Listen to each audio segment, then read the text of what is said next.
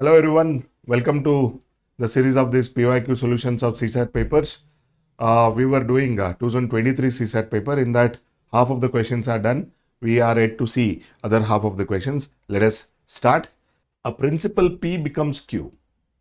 A principal P becomes Q. That means principal is P. This amount is Q. So P becomes Q in 1 year when compounded half yearly. So half yearly compounding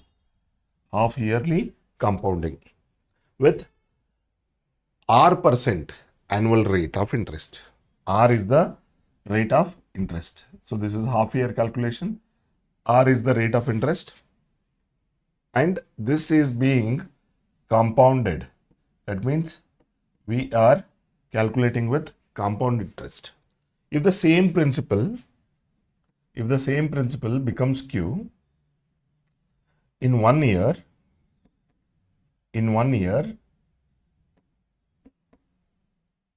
compounded annually with S%. So here R%, here S%, same amount is becoming same compound interest, and here half year and 1 year. So here what we have to see is one concept we have to understand. With the same rate of interest, if somebody compounds it annually and if someone compounds it half yearly, definitely the interest that we are going to get in half year compared to the previous one, that means like if we compound half yearly rather than annually, we are going to get more interest. Similarly, for the same amount, if you do compounding quarterly, then again it will give us more interest than the half yearly calculation or the yearly calculation. If it is compounded monthly, then again we are going to get more interest. So what does it mean? Shorter the period of compounding, more the interest. Shorter the period of compounding, more the interest. So in this case, this is going to give me the higher rate of interest, higher interest. This calculation, the first calculation, is going to give me higher interest if this is also at S%. Because here I am comparing with compounding period. So compounding period here is 1, here is half. So with the same rate of interest, I am going to get more yield here. That means like if it is Q, this will be more than Q. This will be Q plus. See, at rate of S for 1 year, if I am going to get Q amount, if the same rate of interest is kept and the calculation is done half yearly, I am going to get more than Q plus I am going to get. But they are telling in this calculation also, they are remaining with Q only. They are not getting Q plus, they are getting Q only. In that case, at which rate I am calculating, that is less than S. That is R is less than S. If at the same rate, but half yearly calculation would give me more interest. But even when I am calculating it half yearly, I am getting the same amount. That means the rate of interest while we are calculating half yearly, that is less. That is less than the normal rate. If the normal rate was S, then we have to reduce the rate because we are getting the same interest but half yearly. Usually half yearly calculation will get us more interest. But even in half yearly calculation, I am getting the same interest. That means my rate of interest is relatively less there. That is what is the understanding, and R is less than S. R is less than S. If they had given, let's say, like quarterly calculation, and let's say with the rate of interest P, there again P is less than R and R is less than S, or you take any this one for that one, let's say it is B. So B is less than R is less than C, because we are getting the same interest there. We are getting the same interest. So if you want the same interest and if you reduce the period of calculation, then you have to reduce the interest rate also. Otherwise, your interest will be more. So here the answer is R is less than that of S. How many natural numbers are there which give a remainder of 31 when 1186, that is 1186, is divided by these natural numbers? So first of all, in such cases, what you have to do is you have to take that number, and again you want this as a remainder. The remainder is nothing but excess that we are getting. Try to subtract that one first. So you will get 1155. Actually, you are dividing this number now, because when you divide this number, you will get the remainder 31. If you subtract that one, this 1155 is completely divisible. This 1155 is completely divisible by some numbers. You have to find out which all are those numbers. So for that, you have to factorize it. It looks like divisible by 3. So 3 3s are, 3 8s are, and 3 5s are. Again, this is divisible by 5. So 5 7s are, 5 7s are. Then this is divisible by 7 and 11. So these are the factors, prime factors of 1155. But this is not the end. This is not the end. How many other factors we can make? These are the prime factors. But apart from prime factors, there will be some composite factors also. We have to get that one. So in that case, what you have to do is, you have to keep these as it is, 3, 5, 7 and 11. Try to divide this number by 3. You will get 385. Try to divide this number by 5. You will get 5 2s, 5 3s and 5 1s. Try to divide this by 7. 7 1s, then 7 6s, then 7 5s. Try to divide by 11. 11 1s, then 0, then 5. Then try to combine this. 3 into 5. 3 into 5 would give me 15. So 15 7s and again 15 7s. Then 3 7s are 21. So 21 5s and 21 5s. 3 11s are 33. So 33 3s, then 33 5s. So these are the factors. These are the factors of 1155. That means we have 1 2 3 4 5 6 7 and other 7. So we have 14 factors. We have 14 factors. But here you cannot tell the answer as 14. You have to look for those factors which will give you remainder 31. You need the remainder 31. That means when you need the remainder as 31, you have to have the divisors more than 31. Your divisors should be having the value more than 31. Because whenever you want the value of the remainder as n, the minimum value with which you will get the remainder n is the divisor n plus 1. So in this case, I have to discard all the numbers which are less than 31 or equal to 31. So I need not consider these numbers, because when I divide a number by 3, maximum remainder is 2, but I want 31. Here maximum remainder is 4, maximum remainder is 6, maximum remainder is 10, maximum remainder is 14, maximum remainder is 20.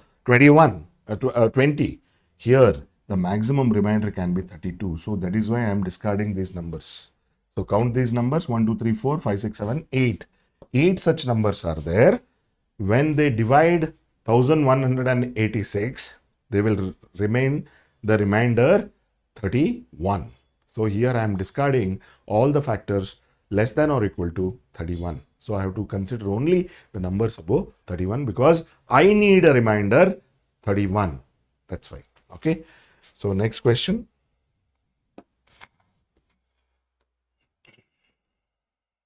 Yeah, this is also a very good question. Let PP, QQ, RR be two-digit numbers where P is less than Q and Q is less than R. if PP plus QQ plus RR is TT0, so they're all the multiples of 11. In this format, you will get the multiples of 11. But what I need to get here, so whenever you add these numbers, PP, QQ and RR, you should get something called as TT0. But here you are adding three two-digit numbers. Whenever you add three two-digit numbers, your sum is going to be less than 300. But you want number which is less than 300. That means the value of TT, it can be either 1 or 2. So value of this is 110 or 220. TT0 can be 110 or 220, not more than 220. So this is what is our conclusion right now. So we have to struggle for this 110 and 220. And when do you get this 110? When P plus Q plus R is 10. When P plus Q plus R is equal to 10, you will get the value 110 for the sum. When P plus Q plus R is equal to 20, then only you will get this result. So let us check. P is less than Q, Q is less than R. P is less than Q and Q is less than R. Then for a two-digit number, okay, the minimum value that I can take for any variable is 1. Let me start with 1. So P plus Q plus R should be 10. So if P is 1 and Q is 2, that is the minimum value for Q now. If P is 1, Q is 2, then I have to take this as 7. R as 7.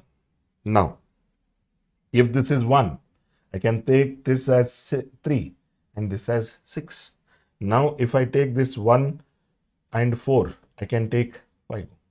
I cannot take 1 and 5 now because it will have to be 6. So, that will defeat my purpose. Now, I will start with 2.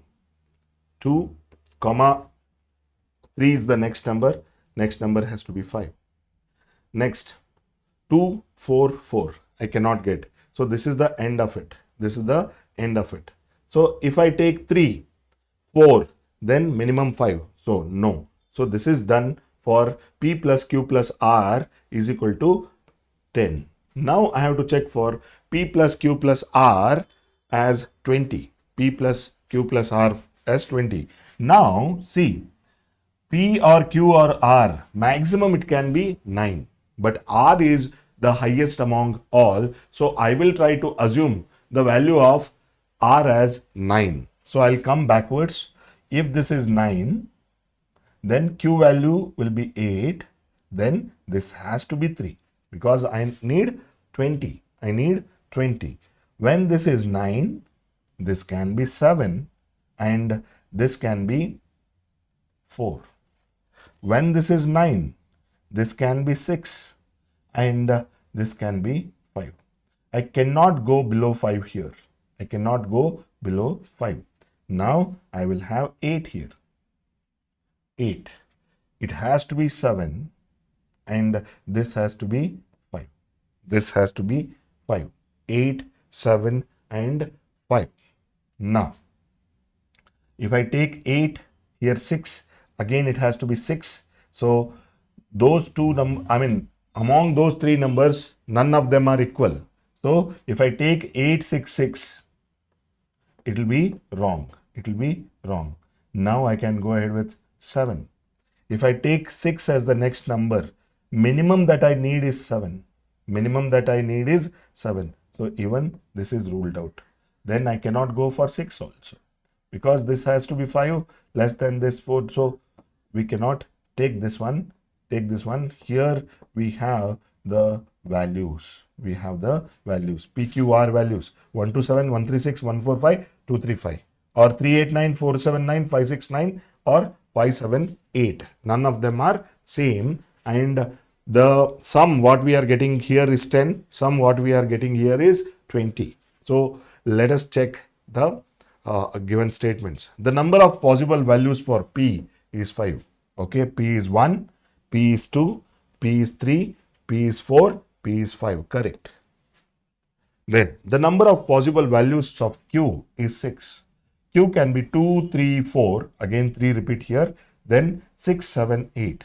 2, 3, 4 and 6, 7, 8.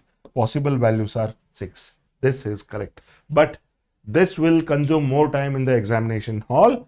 You have to be aware. So first clue what we get here is P plus Q plus R is 10 or P plus Q plus R is 20. It cannot go beyond 20. It cannot come below 10.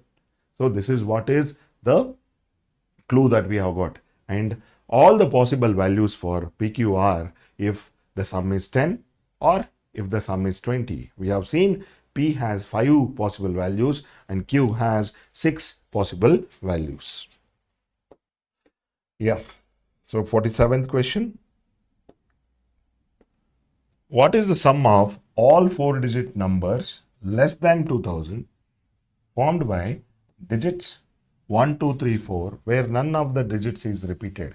So I have to form a number which is less than 2000 and it is a 4-digit number. It is a 4-digit number. This is permutation combination problem. Okay. If I want to hit the 4-digit number less than 2000, so the starting number has to be 1. That is fixed. That is fixed. We don't have any choice. And we have to use the numbers or digits given among 1, 2, 3, 4. So 1 is already used. So these 3 places I have to fill. So now they are asking us how to fill this. See, 3 places are there. 3 places are there and 3 numbers are there. We can fill that in 3 factorial ways. 3 factorial is equal to 6. So in such cases, what we have to do is start with one number, 2, write other 2 numbers in whatever the manner you want, then again interchange those numbers. Next, you take the second number, let's say 3, write other 2 numbers and interchange them again. Then take other number 4, then write the remaining, then write. So now do the total. Do the total because we need sum. So 6 values are possible and we are calculating the sum. In this case, what you can say is 2, 3 and 4 are repeating twice in all the columns except this one. 2, 3 and 4 are repeating twice. That means 2 plus 3 plus 4 is 9. 2 times of 9 is 18. So here 18. Here 18 plus 1, 19.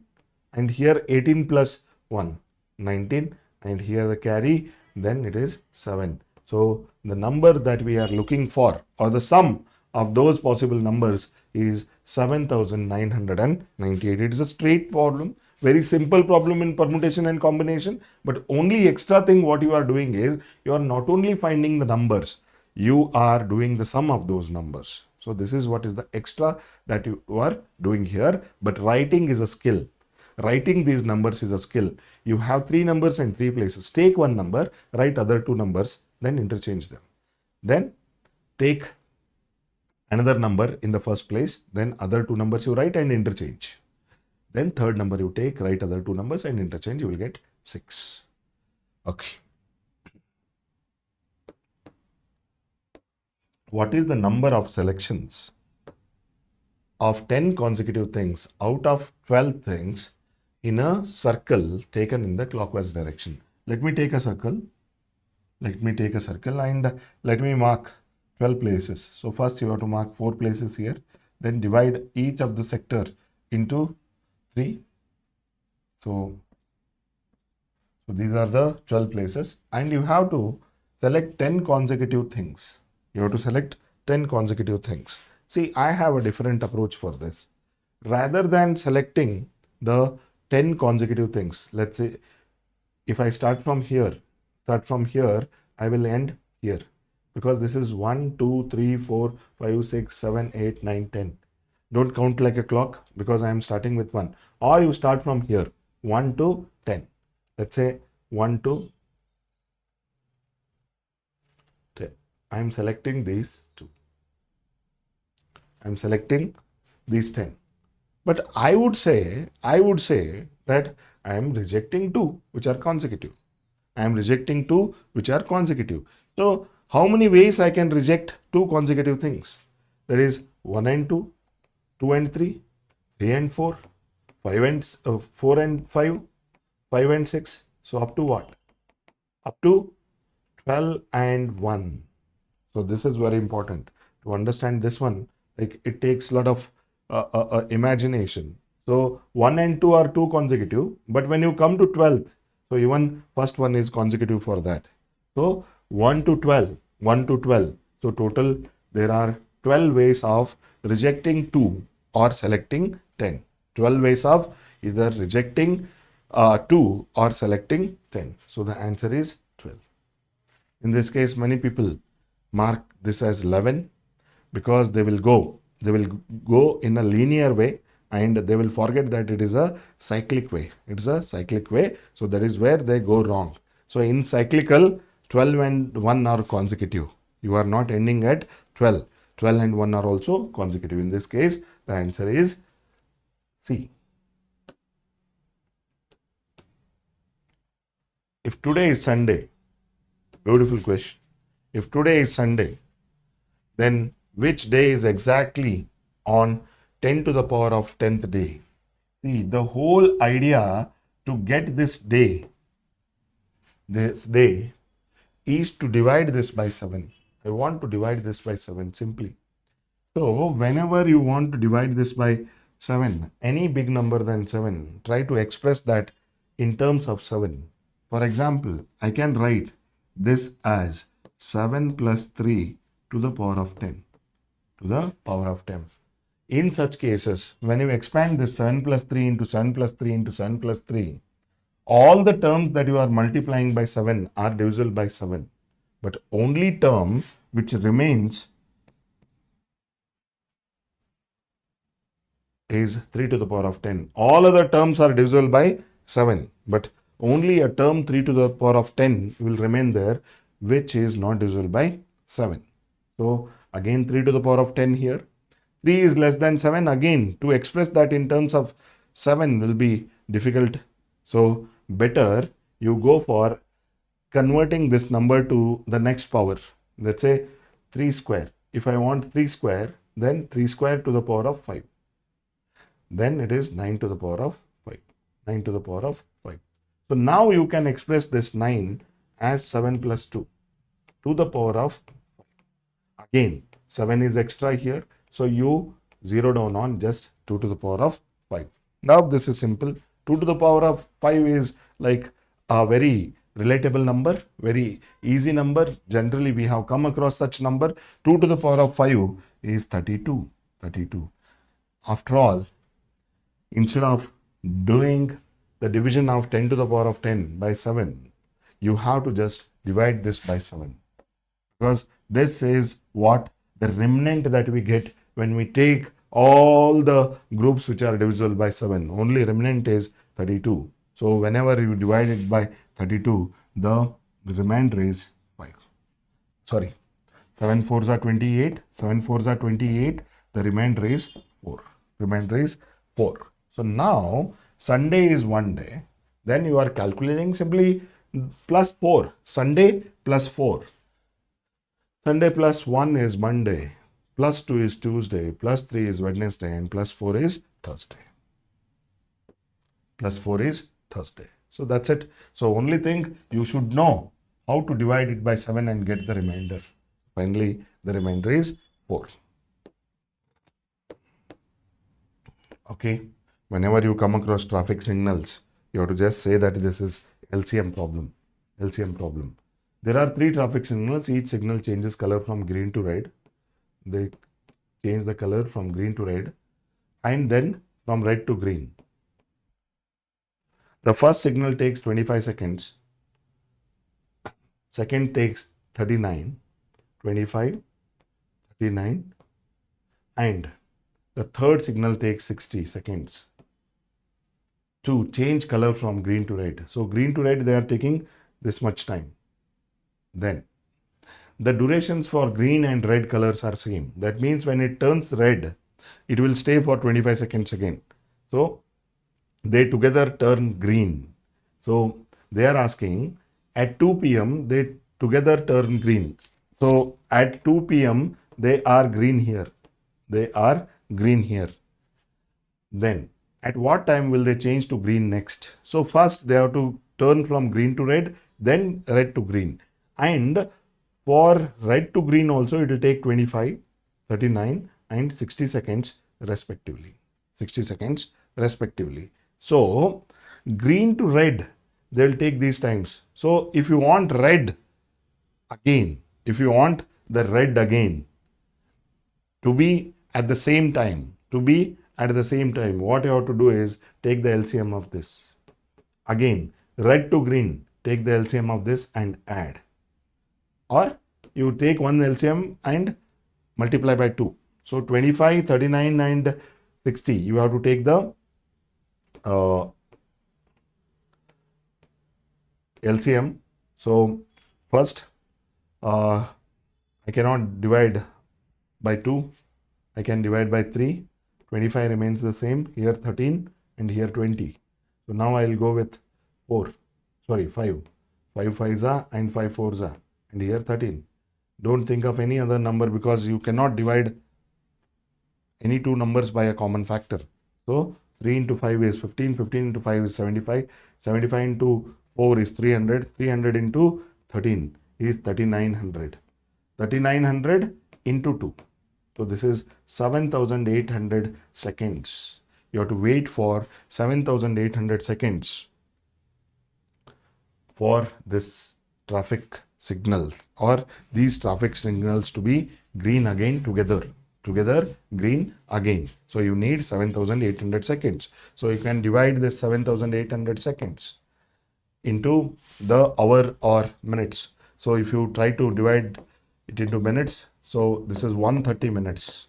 So 130 minutes and divide by 60 minutes again. This is 2 hours and 10 minutes. 2 hours and 10 minutes. So it is 2 p.m. now. It is 2 p.m. now. 2 hours 10 minutes. So it will be 410. This will be 410. So this is LCM problem straight away. But you are not just finding the LCM once. You have to find out the LCM twice or find LCM once and multiply it by 2. That's it. Yeah, 40 children are standing in a circle and one of them, the child 1, has ring. The ring is passed clockwise. So 40 children are standing in a circle. So from first child, the ring is being passed clockwise. Child 1 passes to child 2. So child 1 passes to child 2. Then child 2 passes to child 4. And child 4 passes on to child 7 and so on. So what is happening here? What is happening? So here gap is 1, here gap is 2, here gap is 3. So consistently this gap is getting 1 extra. So next 7 plus 4 will be 11. 11 plus 5 will be 16. 16 plus 6 is 22. 22 plus 7 is 29. 29 plus 8 is 37. 37 plus 9. 37 plus 27 plus 7 is 29. 29 plus 8 is 37. 37 plus 9 is 46. But here, when I say 46th child, there are only 40 children here. So, again it will be a 6th child. Again it will be a 6th child. This is how it will go. Now they are asking, after how many such changes, child 1 will the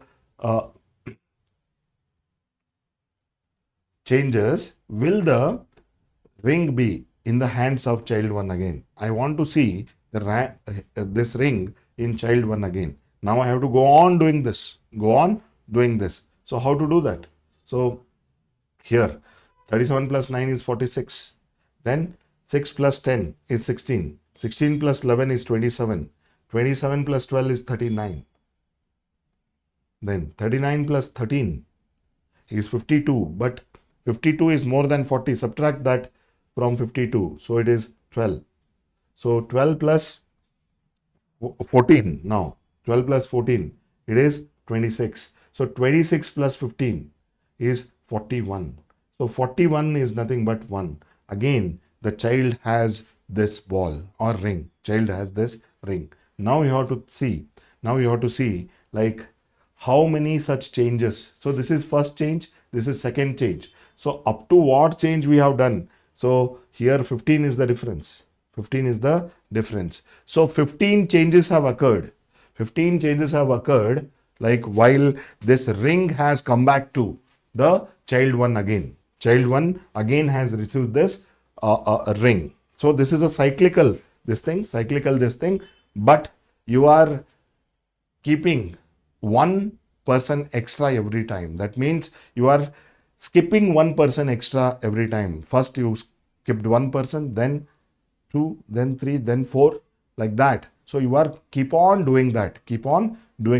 So that is where you will end up in making the revolution around this circle like more than once. So here twice you have or thrice you have gone around and finally the ring has reached the first person. So 15 such changes have occurred. One of the toughest problem. What is the middle term of the sequence? Middle term of the sequence ZZ, YYY, XXXX, WWW and A. So what you have to do here? See, first this is a group of 2 alphabets. This is 3, this is 4 and this is 5. So Z generally comes at 26th position, but it has 2 alphabets here. So it comes as 25, but it has 3 alphabets. It comes as 24th position and it has 4 alphabets. When you make the sum of this 26 and 2, it is 28, that is common. Now this is 23, but you will get 5. So similarly, when I reach this A is nothing but the first alphabet and I should have 27 such alphabets. I have to have 27 such alphabets. So what they are doing, they are asking us the middle term. See here 2, 3, 4, then 5 up to 27. So 2, 3, 4, 5 up to 27. These are the numbers which are in series. So if you want to make the sum of these numbers, then take the first and last. Okay. So I have to make the sum of the numbers 2 to 27. How to do that? So generally it is a very simple thing. You have to get the average of this. Average of these series is nothing but 2 plus 27 divided by 2. This is the average. And how many such alphabets are there? 2 to 27, Z to Y, Z to A, 26 alphabets. So 2 ones are 2 13s are. This is nothing but 13 into 29. So 13 into 29. 13 nines are, it is 117. 13 twos are 26 plus 11. So 377. So we have totally 377 alphabets. 377 alphabets. Which is the middlemost here? Which is the middlemost of this? Again divide by 2. So when you divide by 2, it is 188.5. In such case, 189th alphabet we have to find out. Yeah, this is where the problem comes.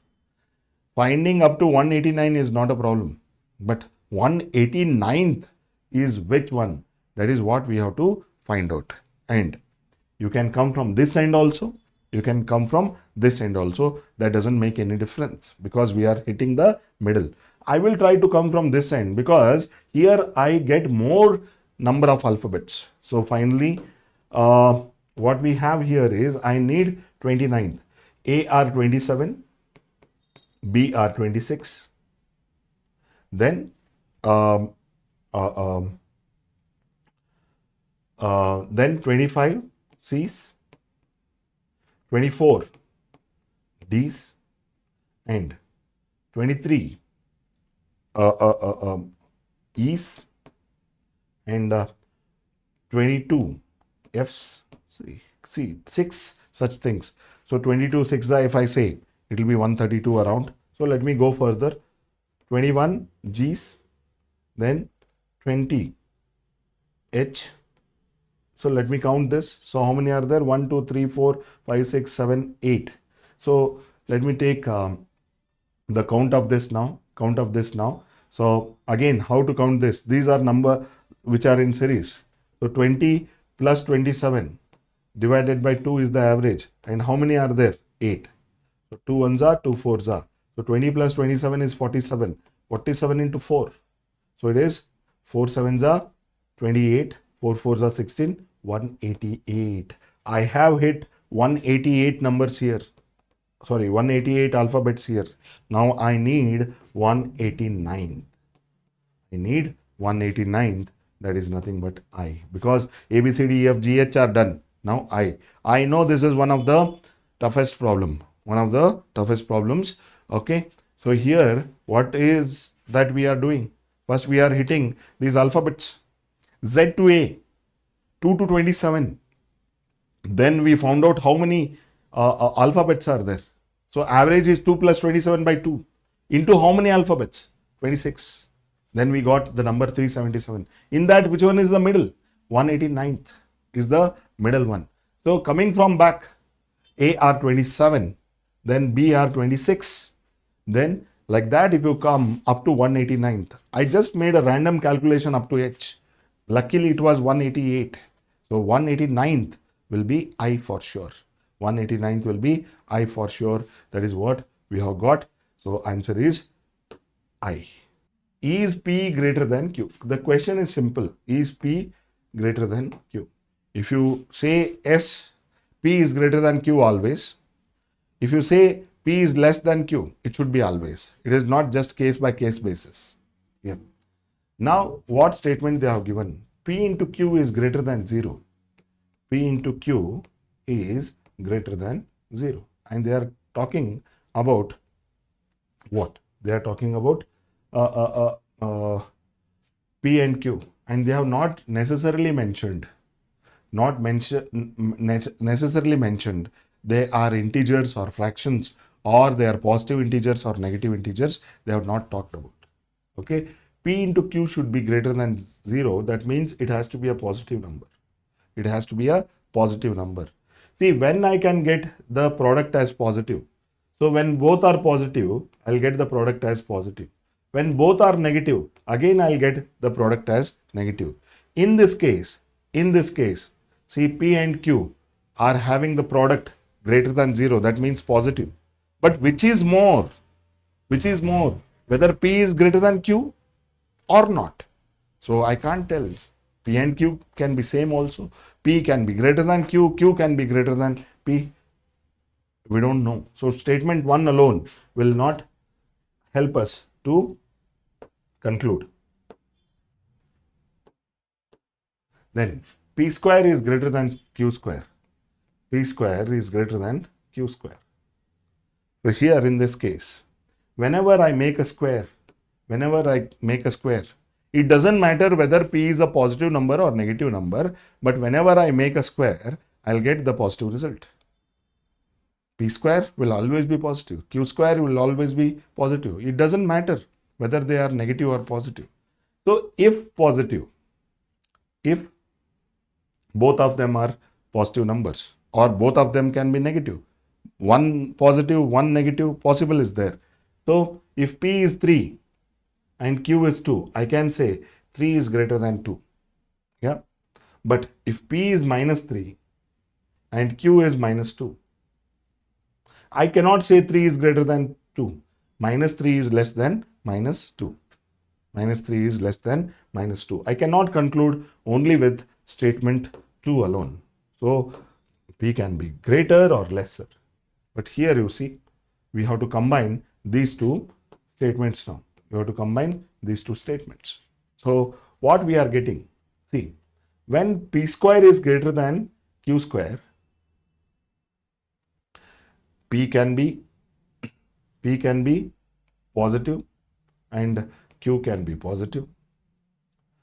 P can be positive and Q can be negative. And if this can be negative, this can be positive, or both can be negative. Both can be negative. And when they are positive, yes, P is greater than Q. When P is positive and Q is negative, then also this is, but when they are negative, P is lesser than Q. When they are, if P is negative and this one is positive, then see, I have all the combinations here. I have all the combination. But they are telling here in this case, P into Q is greater than 0. That means you need positive. You need positive. In this case, when P and Q are positive, then the resultant product will be positive. When both of them are negative, resultant will be positive again. But again here, which is more than what? Is P more than Q? No, in this case, P is less than Q. In this case, P is more than Q. Even now, we cannot conclude. We cannot conclude that, like P is greater than Q. P is greater than Q in these aspects. So, even after using both the statements, we cannot get to the answer. So that the question cannot be answered even by using both the statements together. So this is a new trend in UPSC. They are checking data sufficiency with these things. With all the concepts, they are asking this type of questions. Every year we are seeing 10, 12 questions like that. So please practice those things. Question: is P plus Q minus R is greater than P minus Q plus R, where P, Q, R are integers. P plus Q minus R is greater than P minus Q plus R. So in both the hand sides, only P is positive. So I'll cut P and P. Now, Q minus R is greater than R minus Q. Q minus R is greater than R minus Q. In this case, easily I can say Q is greater than R. Because Q is more than R, then only I am getting some positive value here. And here this is complete reverse. It will be a negative value. So in that case, Q has to be more than R. Q has to be more than R. This is one conclusion what I can draw from this one. Now, statement 1. They are asking whether this is greater than this. Only when Q is greater than R, then only I am going to get this greater than this. Now, they are telling P minus Q is positive. P minus Q is positive. That means P is greater than Q. But am I getting my condition? Q is greater than R here? No. So, statement 1 alone cannot address my question. P minus R is negative. That means R is greater than P. R is greater than P minus R is negative. That means R is greater than P. So even in this, I am not able to match this one. So statement 2 alone will not be enough for me to answer. But combine both now. Combine both. P is greater than Q and R is greater than P. R is greater than P and P is greater than Q. That means what? R is greater than Q. R is greater than Q. They are asking me what? Is this greater than this? I will say this is greater than this when Q is greater than R. When Q is greater than R. But in this case, like combining both the statements, I am getting the result R is greater than Q. Now, when Q is greater than R, then only this is greater than this. So when they ask this question, is this greater than this? I will say when Q is greater than R, this is greater than this. But what is the result that we have got? R is greater than Q. In that case, this is not greater than this. Then I can answer this question. Is this expression greater than this? No. My straight away answer is no. But am I able to tell the answer? Yes. Definitely we are saying no. That is the answer. So in such questions, you should be able to tell either yes or no. When you say yes, then you have solved the question. When you say no, then also you have solved the question. But here, which statement is helping? Not just statement 1 alone or statement 2 alone. For me, both the statements, that is statement 1 and 2, are helping to tell that R is greater than Q. They are asking, is Q greater than R? No, R is greater than Q. That means this cannot be greater than this. So this answer of mine is very certain that no. For this question, is it? I am saying no. So that means using both the statements, I can answer the question. So here, even when you get the solution, you will be a bit confused. You will be a bit confused, like whether you are right or not. Look at this question. This is somewhere related to a Venn diagram. In a party, 75% took tea, 60% took coffee, and 15% took both tea and coffee. No one taking milk takes tea. Each person takes at least one drink. Okay, so now let me see. Here, tea is there, and coffee is there, and milk is also there. So you have to consider all three now. So for that, the safest diagram will be this. So tea, coffee, and milk. And they are telling that every one of them takes at least one drink. That means no person lie outside these circles. So everyone is inside these circles only. So now, what we have to do? See, 75% took tea. So this whole circle is 75. 60%, this whole circle is 60. And 15% took both tea and coffee. 15% took both tea and coffee. So are they telling only tea and coffee? Only tea and coffee? No, they took tea and coffee. So let us not put anything here. No one taking milk takes tea. No one taking milk takes tea. What does that mean? There are people who take milk,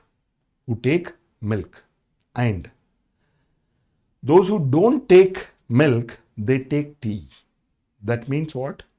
Those who take milk, they'll be having the milk, but those who don't take the milk, all of them, those who don't take milk will take tea. That means those who don't take milk will not take coffee at all. Those who don't take milk, this is exclusive. Exclusively, those who don't take milk will take tea. So that is where after this circle, there are people in this circle for sure. Apart from this circle, only condition exists where they take tea. So those who don't take milk will not prefer coffee. So outside this milk circle, coffee circle should not exist. Outside this circle only. The coffee should not exist. That means those who don't take milk, they will have to take tea. But those who take milk, we have like options. For the people who take milk, they can take coffee, they can take tea. But those who don't take milk, they take tea. So this is what remains here. Now let us try to fill this. 75% took tea, but 3 sectors are there in this circle. I cannot fill. 60% took coffee. So in this also I have this 60, but 2 sectors. Then 15% took both tea and coffee. Now see, in tea and coffee, tea is here and coffee is here. Only this is intersecting. That means 15 of them took tea and coffee. No one taking milk takes tea.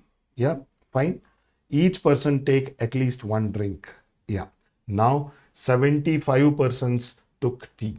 See here, 15 is already done. Combining these two, I'll have to get 60.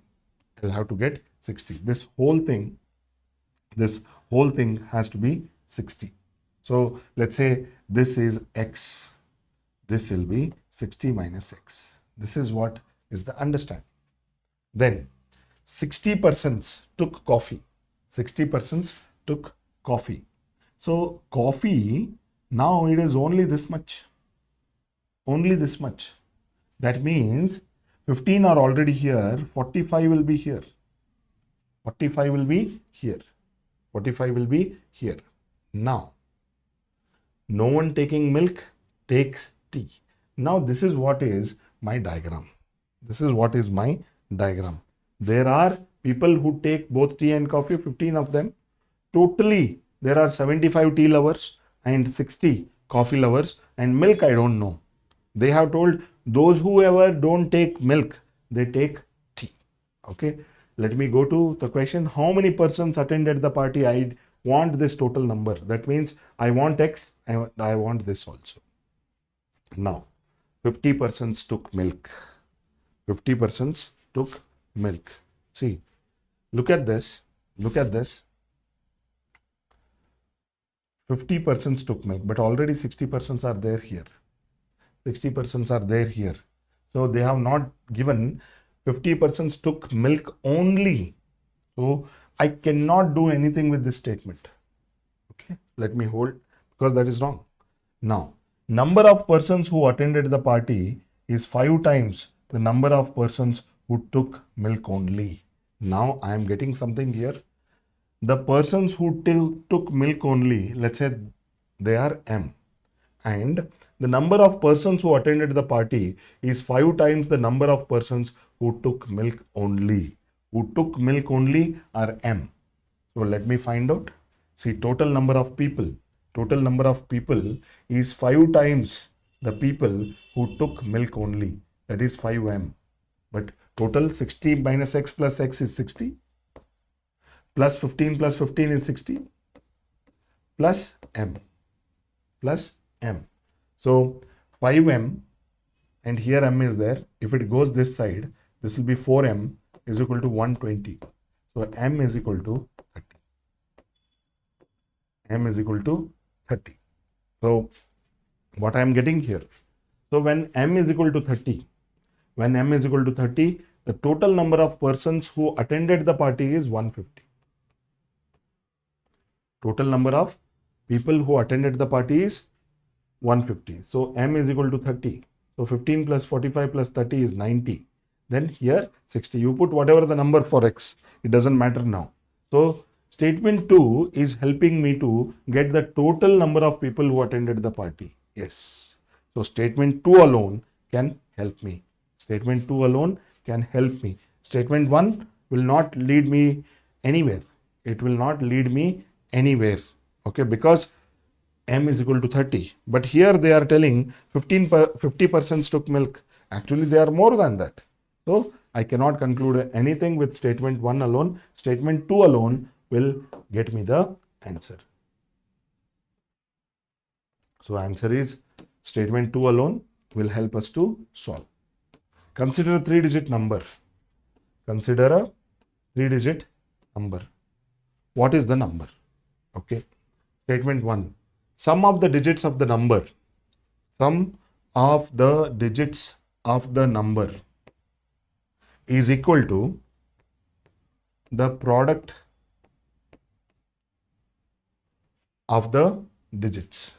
The product of the digits. So in this case, I am finding a 3-digit number. In this case, only one thing exists. That is 1 plus 2 plus 3. That is 1 into 2 into 3. So the number is 1, 2, 3, or you can interchange the digits. So here 3 digits are there.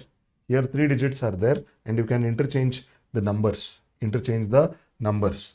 So it can be 1, 2, 3. It can be 1, 3, 2. It can be 2, 1, 3 and 2, 3, 1. And it can be 3, 2, 1 and 3, 1, 2. So such 6 numbers are there. They are telling just the sum of the digits is equal to the product of the digits. So I want a 3-digit number, but there are 6 such numbers. There are 6 such numbers. I cannot conclude with statement 1 alone. Coming to statement 2. The number is divisible by the sum of the digits of the number. The number is divisible by the sum of the digits of the number. So what is the sum of all the digits here? 6. So now I have to look for the number which is divisible by 6. I have to first forget this statement 1. Look at a 3-digit number. What is the number? The number is divisible by sum of the digits of the number. There are many numbers. There are many numbers which can be divisible by their sum of the digits. For example, in this case, 132 is a number which is divisible by 6. 312 is a number which is divisible by 6. Like that, many numbers are there. For example, 730. What is the sum of the digits? 10. So 730 is divisible by 10. So such many numbers are there which will be divided by sum of its digits. Okay. So now try to combine both the things. Now in this we have got 6 options and they are telling it should be divisible by the sum of the digits of the number. So sum of the digits is 6.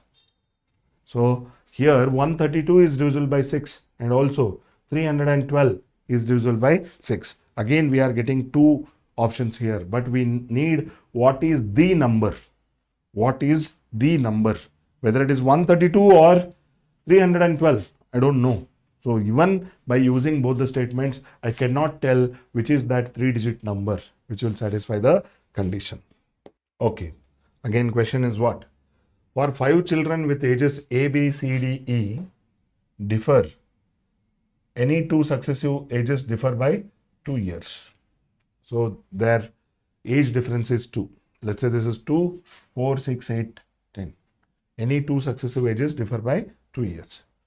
What is the age of the youngest child? So here youngest child is A. But can you tell what is the age?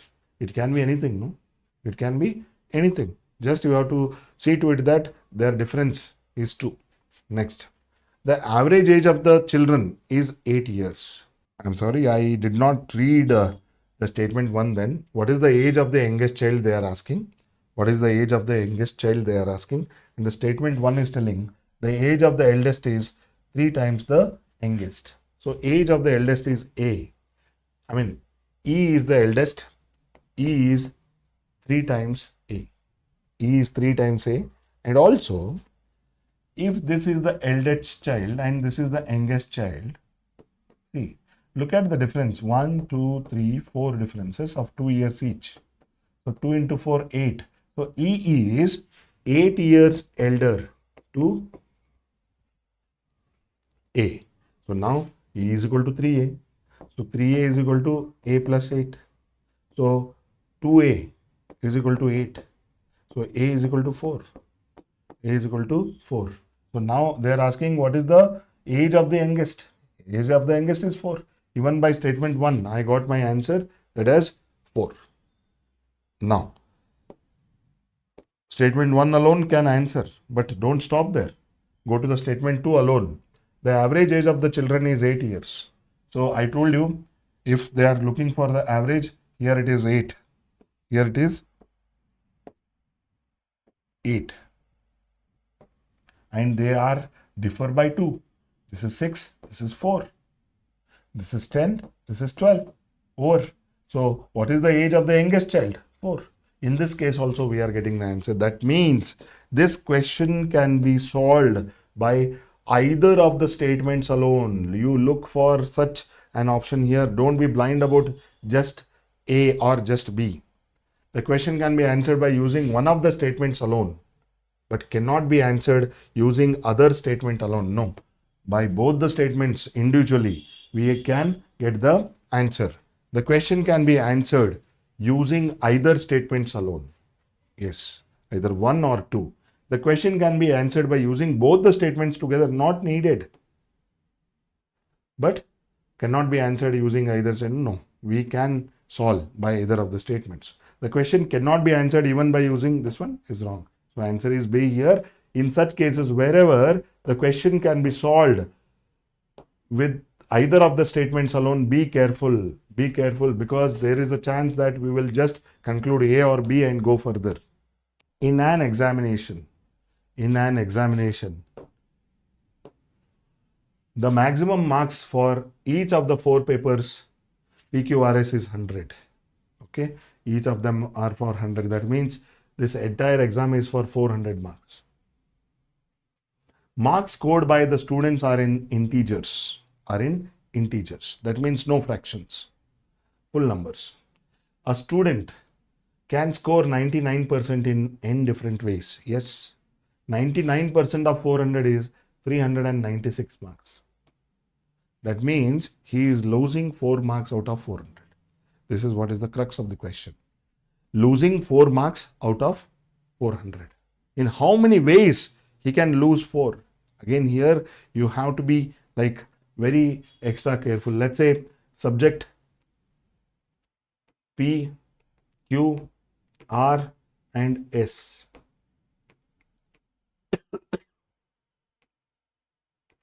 Subject P, Q, R, S. How many ways he can lose the marks? See, whenever you write like this, you start with 0, 0, 0 for the first few columns except the last one. So he can score like this. That means he has lost 4 marks. He has lost 4 marks in one subject. Okay. Now, what you can do? The same thing, you can do it for all the exams. That is, he will lose 4 marks in R, he will lose 4 in Q, he will lose 4 in P. So like this, there are 4 ways. There are 4 ways of losing 4 marks in just one paper. Next, you keep this one as same only. Now, you increase this number 1 and 3. 1 and 3. In this way, that is, in one paper he has to lose 1, in another paper he has to lose 3. In other 2 papers he has to score full. In such case, like out of 4 places, you will give this -3 for any of the 4. So 4 ways of losing 3, and again this one where it will go in remaining 3 subjects. So 4 into 3 is equal to 12. So there are 12 ways of losing 1 mark in one subject and 3 mark in other subject. Yes. Then keep this as it is. Now increase it to 2. So he can lose 2 marks in 2 papers. But here 2 in one and 2 in another. So this is not that easy to guess. It is not 4 into 3.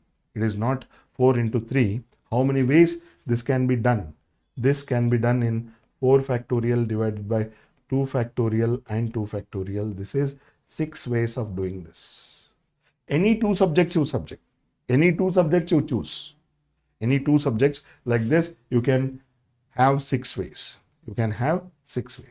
Now, 0, 0, 3 and 1. No, this is already done. 1 and 3 and 3 and 1 are same. Yeah, this is done. Now I can do 0, 0 and here 4, here 0. But this is equivalent to this. I will not take this. Now, what will happen? So instead of this 0, 0, what you can do? You can start filling this place also. That is 1 here, then 1 here and 2 here. In one subject 2 marks and in 2 subjects 1 mark each.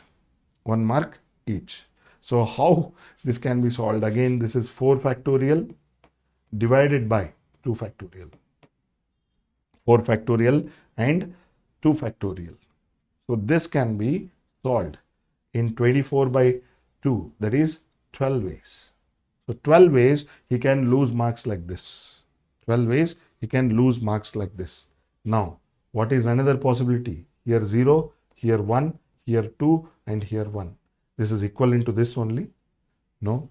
Then what you can do? 0, 2, 1, 1. This is equivalent to the same thing only. Now, this can be 0, 3,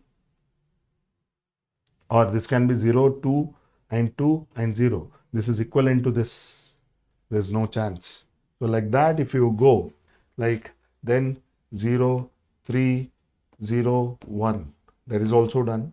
0, 3, 1, 0. This is equivalent to this proposition. Now, only one thing that we are left with, we will start filling this also. We'll start filling in. This means like I am going to distribute like 1, 0, 0, 3. This is nothing but this only. So only one thing that is left is now 1, 1, 1, 1. That means you will lose 1 mark in each. And this can happen in only one way. So this is how we have to start. The best thing is, like the extreme of the things is, he will lose 1 mark in each paper. 1 mark in each paper. Other extreme is, he will lose 4 marks in only one paper. So that is accommodated here. Then other way, lose 3 in one and 1 in other. Lose 2 in 2. Then there's a chance that lose 2 in one paper and 1 each in 2 papers. Then only one thing that is left is losing 1 mark each in all the papers. So this is how it is. This is 4 plus 12 plus 6, 18. 18 plus 12 is 18 plus 12 is 30, and this is 1. 31. We are missing somewhere something. So this is 4 ways, this is 12 ways, and this is 6 ways, and this is 12 ways. So 4 plus 12 is 16. 16 plus 6 is 22. 22 plus 12 is 34. Yeah, 34 plus 1, 35. So there are 35 ways of this one. This is the ultimate problem. It looks so simple, but it will consume a lot of time. Without practice of permutations and combinations, you cannot do this question. Okay, permutation combination is taking the more taking higher weightage in the UPSC Civil Service CSAT paper now. So please be careful. After the number system, if at all you have to focus on one particular chapter, it is the permutation and combinations. Now, next question. This is also a beautiful problem. A flag has to be designed with 4 horizontal stripes. With 4 horizontal stripes in it. Let's say this is a flag. 4 horizontal stripes. Using some or all of the colors, red, green, yellow. So there are 3 colors, red, green, and yellow. All or some. What is the number of different ways in which this can be done so that no 2 adjacent stripes have the same color? No 2 adjacent stripes should have the same color. That means you have to use at least 2 colors. If you use 1 color, then all are same. When you use at least 2 colors, you can paint alternatives. You can paint alternatives. So you are going to use either 2 or 3. You are going to use either 2 or 3. That is for sure. So first, I want to paint this stripe. I have 3 different ways of painting it. Either R or G or Y. Anything. So you will have 3 options. Now next. If you use R here, you cannot use R here. You are left with only 2 options. You are left with only 2 options. So first stripe is painted in 3 different ways. Second one has to be painted only in 2 different ways. Because the first one you cannot use in the second stripe. Now, going to the third stripe, you cannot use the color which you have used in the second stripe. Again, we have only 2 choices. Then again going further, what do we have?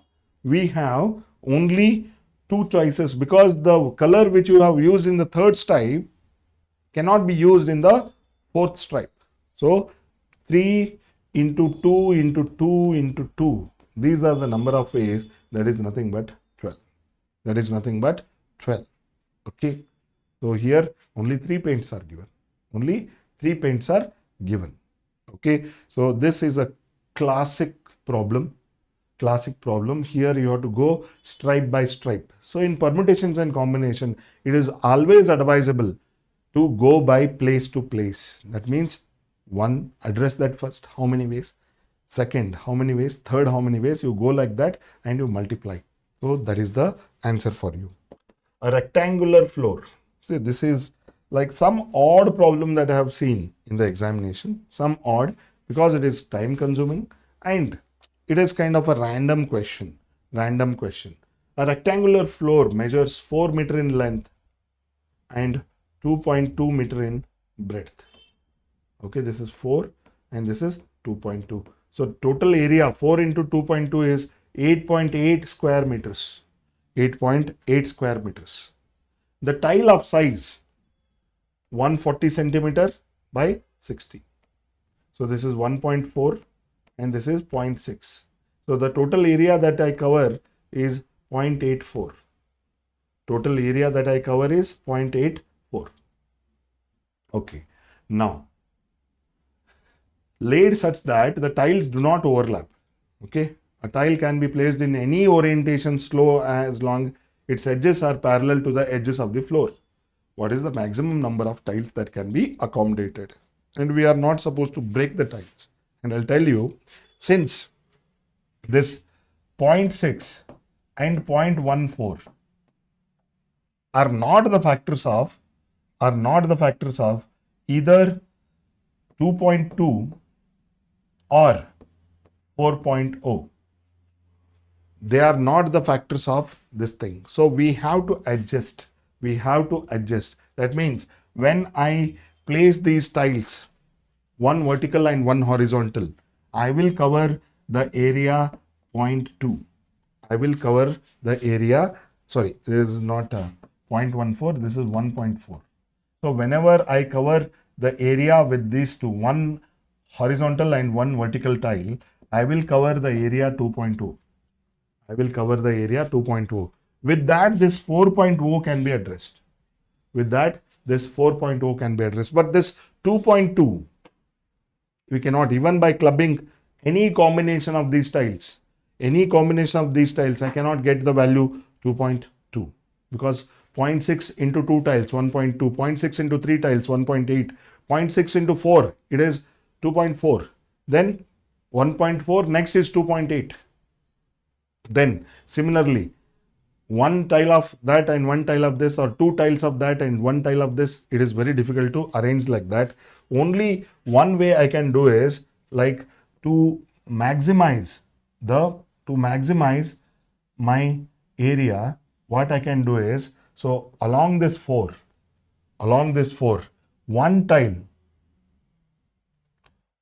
can be of 1.4 but by 6, and another can be like this. So this is the way I can arrange this, because 0.6 and 1.4, 1.4 and 0.6 will give me 2 into 2 is 4. Next, I can get one more tile here like this, and I can get one more tile here like this. Then in the remaining area, again you can have, in the remaining area, you can have this tile and you can have this tile. So this is the best possible way that I can do without breaking any tile. So I can fix 8 tiles like that. So this is 0.6 into 1.4. Remaining is 0.8. And here this is 1.4 and this is 0.6 this side. Again this is 0.6 and this is 1.4. So finally 0.6 into 3, 1.8 is covered here. 1.8 is covered here. So remaining is 0.4. So here 0.8 is remaining and here 0.4 is remaining. 0.4 and 0.8. I cannot do anything without breaking this thing. So 8 tiles I can arrange. Or the worst case, what is the square or what is the area of the entire floor is 8.8. But how much I can accommodate in each tile? 1.6 in 1.4 into 0.6. This is 0.84. So finally I have the area for 10 tiles. But if I break and arrange, I can have this 10 tiles. But If you want to arrange without breaking them, then I can fit only 8 tiles like this. Only 8 tiles like this, that's it. But this is something which will put you off the track in the examination hall. It will simply trouble you because it will take more time. And you want perfection in such questions. So that is where you will face the paucity of time and you will waste time and you will end up in like struggling in the last half an hour. There are 5 persons PQRST, each one of whom has to be assigned one task. Neither P nor Q can be assigned task 1. There are 5 persons. P, Q, R, S and T. Now, the task 1, neither P nor Q can be assigned task 1. So, P and Q, I am not giving any task 1. So, task 1 can be assigned only among R, S and T. Task 1. Now, task 2 must be assigned to R or S. Task 1 must be assigned. Task 2 must be assigned to R or S. Now, let's say this task 1 is assigned to R. Task 1 is assigned to R. Then, task 2 must be assigned to R or S. So, the task 2 will go to him only. We are not checking anything with respect to 3, 4, 5. Now, if the task 1 is assigned to S, if the task 1 is assigned to S, task 2 must go to R. Okay. Now, if I assigned task 1 to T, because P and Q will not do task 1. If I assign task 1 to T, then task 2 can be done by S also. Then task 2 can be done by R also. See, now task 1 is between 3, among 3, and task 2 is only among 2. So, only among 2, R or S. So, if task 1 is assigned to R, task 2 is taken by S. Task 1 is assigned to S, task 2 is taken by R. If task 1 in case assigned to 1, task 2 can be taken by S or task 2 taken by B. Task 2 can be taken by R. Now, I am remaining with 3, 4, 5. For 3, 4, 5, I have 3 places here. For 3, 4, 5. These 3, 4, 5 can be arranged in whatever the fashion. So, these are the 4 ways I am distributing the task. But in each of the task, 3, 4, 5 can be assigned in 3 factorial ways. 3 factorial ways, that is 6. So, 6 in each case into 4 such cases. So, 6 into 4 is equal to 24. I can assign the works in 24 different ways. 24 different ways. If there was no condition that is put,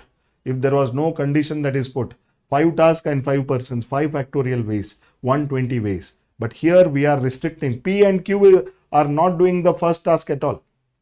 And they are not given second task also. So they can be used for 3, 4, 5. So 1 and 2 are to be given for last 3 persons, that is R, S and T. But again there is a condition. If these 2 tasks are given to R, S and T, anyone can do any of these 2 works, then it could have been like first task can be done by 3 persons and second task can be done by 2 of the persons. So 6 ways. But here we have restriction, that is the second task has to be done by R and S only. There again we are narrowing. And we are not giving task 2 to T. So that is where the number of options will become 4 like this. And in each of the cases, task number 3, 4 and 5 can be done by any of the remaining 3. That is 3 factorial ways. So 6 into 4, it is 24. Yeah, this is again a classical problem that we have seen before. There are large number of silver coins, 2 gram, 5 gram, 10 gram, 25 and 50 gram. Consider the following statements. to buy 78 gram. Yeah, I want to buy 78 gram. Look at these. All of them are divisible by 5. Okay. So if you do some combination of them, you will get something which is divisible by 5. But to get this 8, nothing will help other than this 2. To get the extra 8. That means I have to use this 2 and 4. I mean, this 2 gram coins, 4. I have to. For remaining 70, I have to struggle. For remaining 70, I have to struggle. So what all are the denominations I have? The biggest is 50. Second one is 25. Third one is 10. And fourth one is 5. And you are asking to find out the at least. At least. That means you have to go for the least number. Anyways, these 4 coins are inevitable. But to get this 70, what are the minimum number of coins? You go with the highest one first. So 2 coins here. 50 into 2. No, these are 100. So 50 into 1. 50, then 10 into 2. So 50 into 1, 10 into 2 and 2 into 4. So you will get what? How many coins? 4 coins here, 2 coins here and 1 coin. To buy 78 gram, you need at least 7 coins. Yes, you need 7 coins at least. So beyond that also you can do. For example, 10 wala 7, then 2 wala 4. So that is also done. Many ways are there. So you need at least 7 coins. Next one. To weigh 78 gram, using these coins, one can use less than 7 coins. No, no chance. No chance. You have to use 7 coins. So this is the contradiction of this. They are telling at least, here they are telling less than. So these are contradicting. When one is correct, second one has to be wrong. So here only one statement is correct. That is, one only is correct.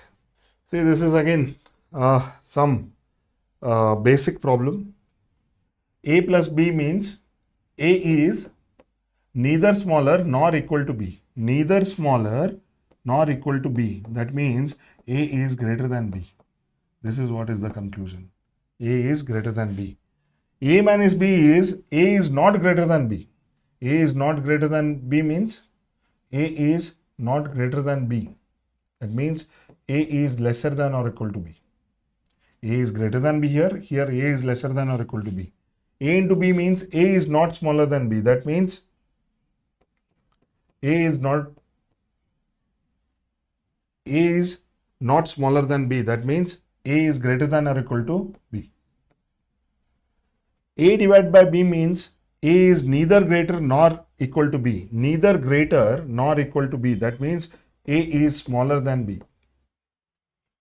A plus or minus B is A is neither smaller nor greater. That is A is equal to B. That means what? When I say plus, this is greater.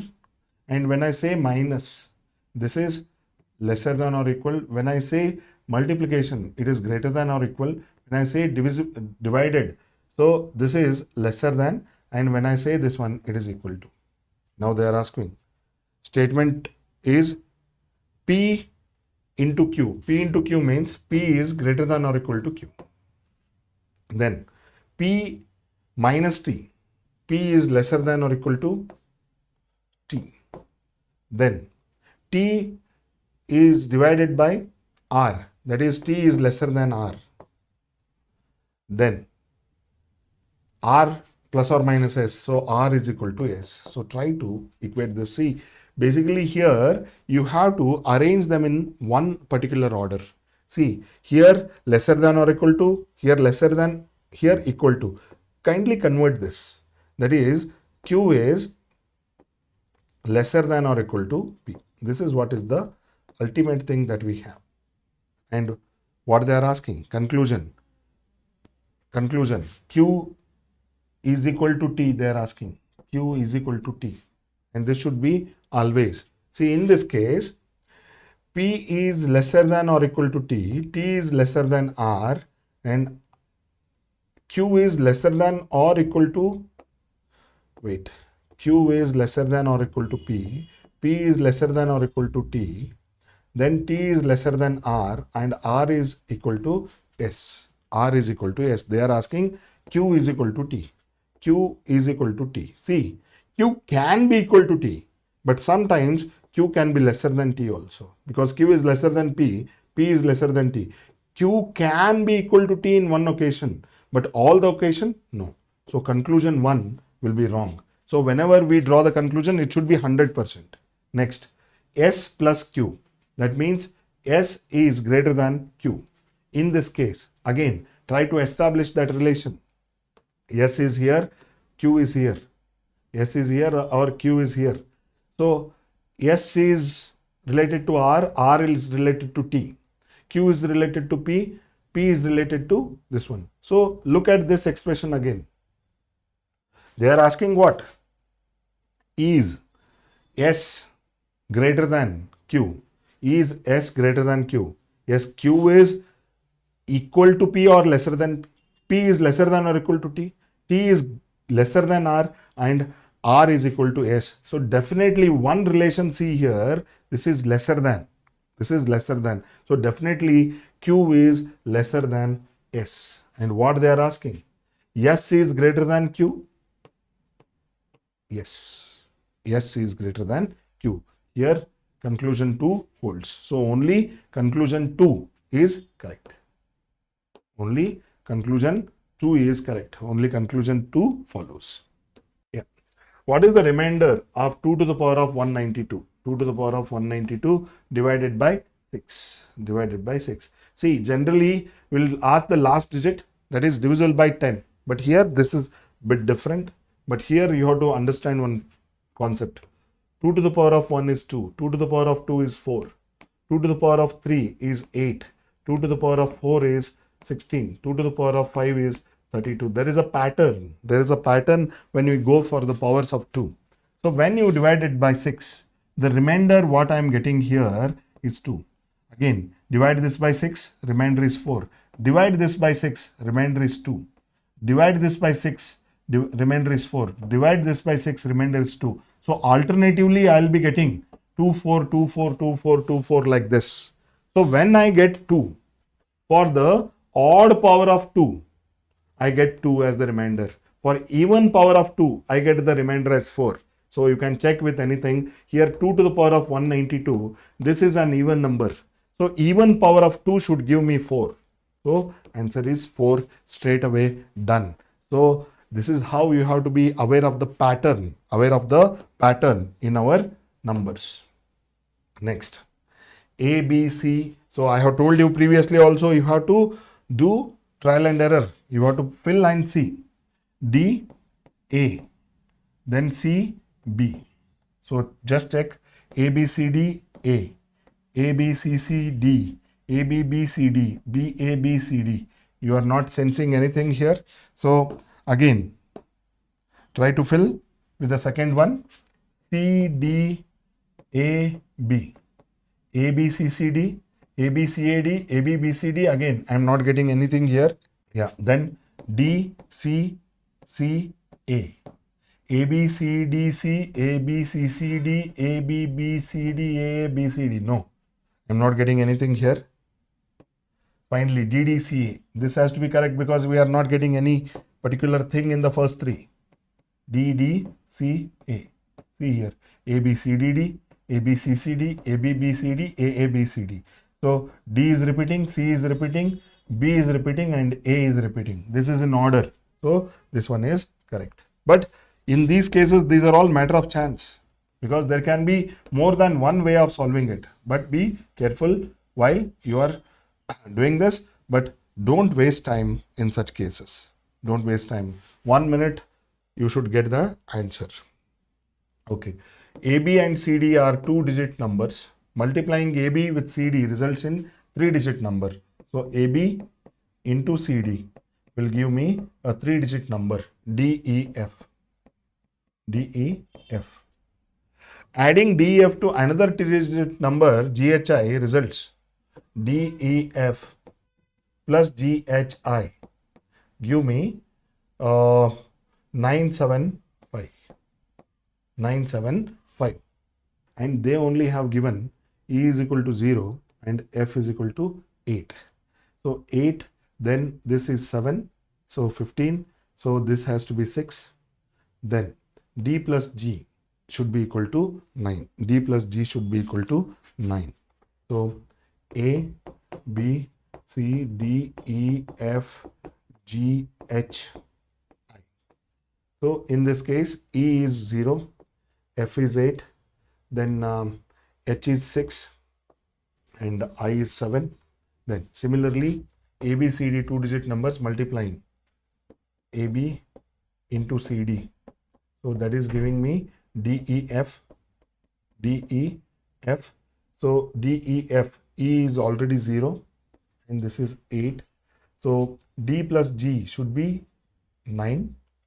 And here already I have used 3 even numbers. So 2 more even numbers are there, 2 and 4. 2 and 4.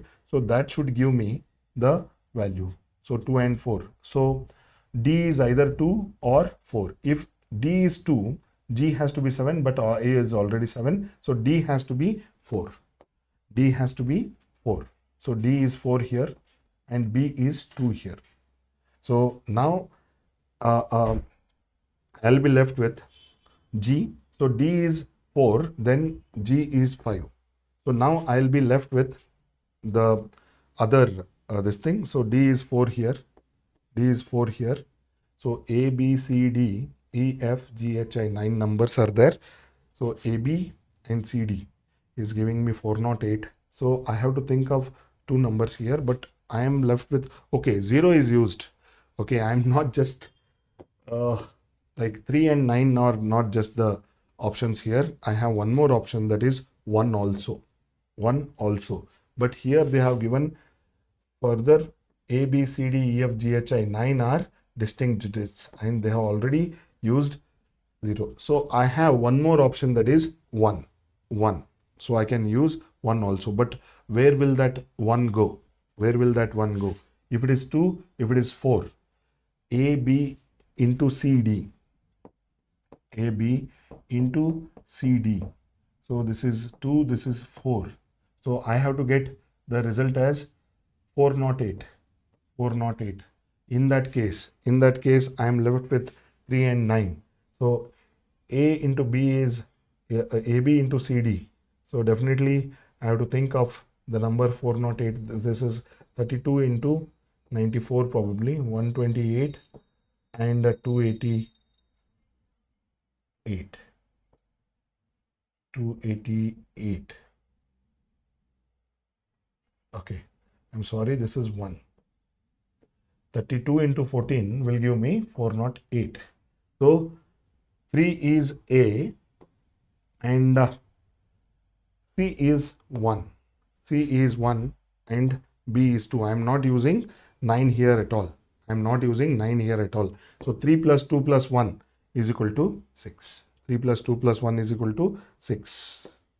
So I was just wondering whether I had to use 9 or not. Here I did not see this 0 properly. That is why I had to go with 9.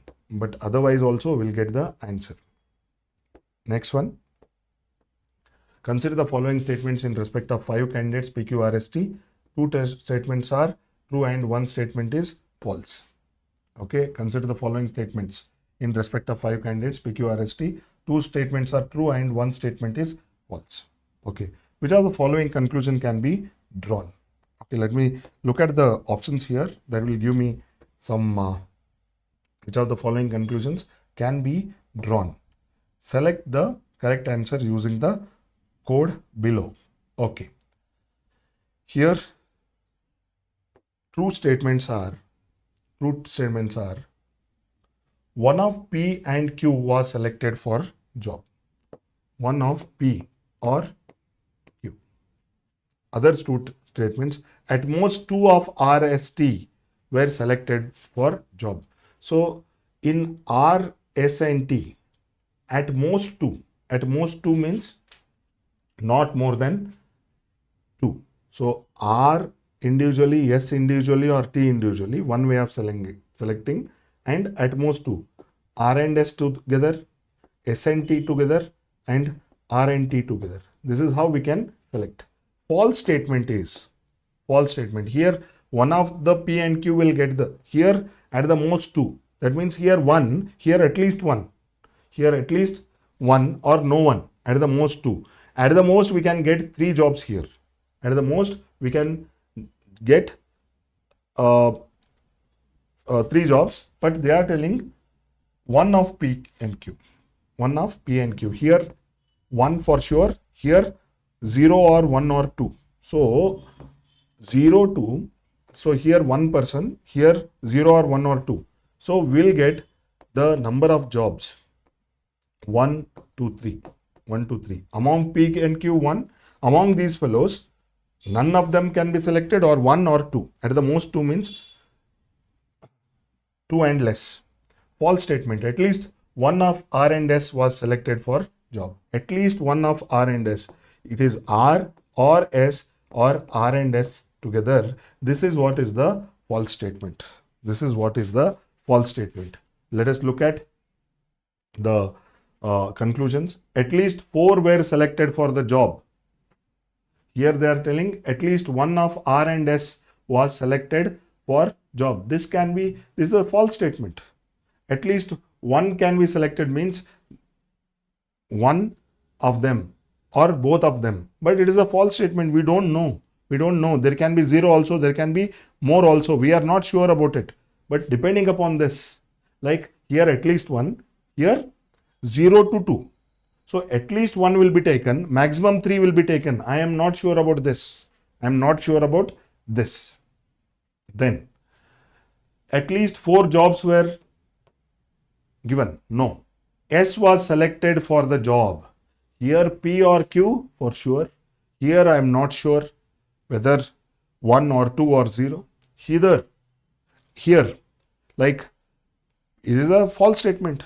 There can be, there may not be. So I cannot tell that S was selected for the job for sure.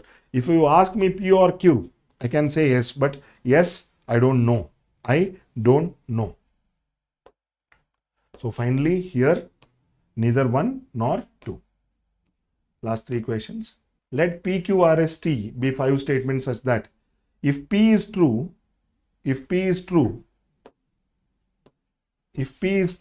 then both Q and S are true. Okay. Among P, Q, R, S, T. Among P, Q, R, S and T. If P is true, then Q and S are also true. If R and S are true, then T is false. This is basic. If both of them are true, this is false. If this is correct, both of them are correct. Then which of the following can be concluded? If T is true, then at least one of P and R must be false. I don't know. When they are true, this is false. But when T is true, I don't know anything. So because this is the cause here. If T is true, I don't know. But in this case, this is the effect. If R and S are true, T is false. But here I don't know. So I cannot conclude.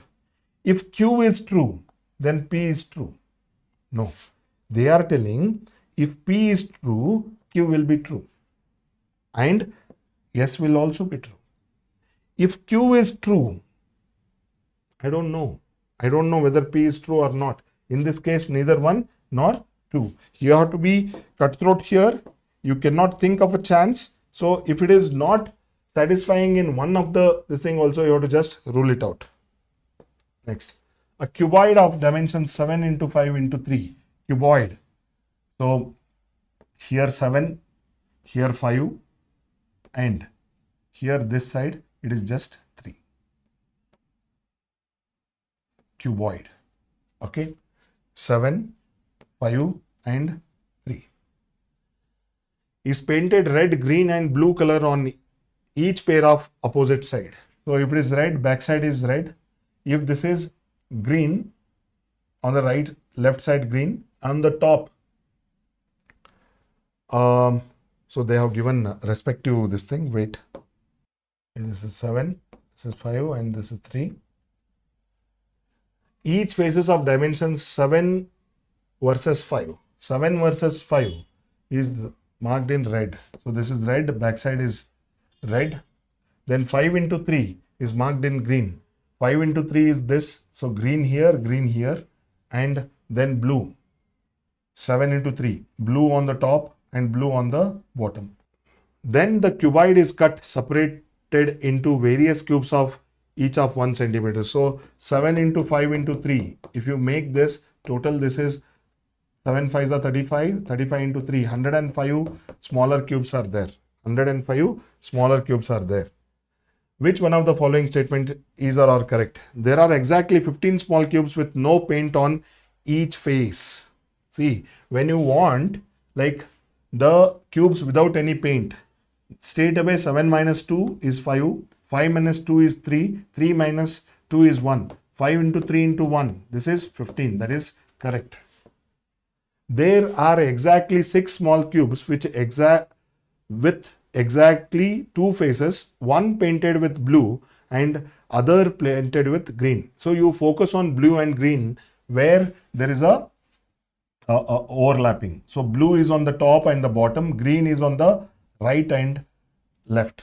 So we are targeting these and in the bottom these. So in this we have 3 here and 5 here. So only the middle one you have to think. Middle one where both green and blue is there. Here also middle one, here also middle one, and here also the middle one. So there are 4, not 6. There are 4 which have green and blue. Exactly 2 faces painted, one painted with blue and another one is painted with green. Green and blue interface is happening here. So here one interface, here one interface, here one interface, and here one interface. There are 3 on the edge, 3 on the edge. Middlemost you have to hit. Middlemost you have to hit. So in that case, only 4, not 6. So only 1 is correct. Coming to the last question. This is incomprehensibilities are arranged alphabetically in reverse order. How many positions of the letters will remain unchanged? So you are reversing this. I'll try to write incomprehensibilities here only. Incomprehensibilities.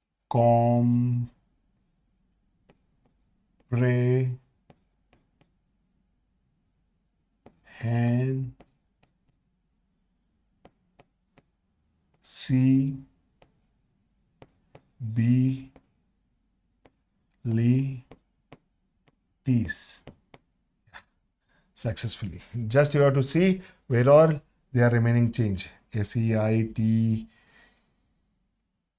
is 1. Nowhere. So there's only 1. Superb. So this is how we have hit the end of the 2023 CSAT paper also.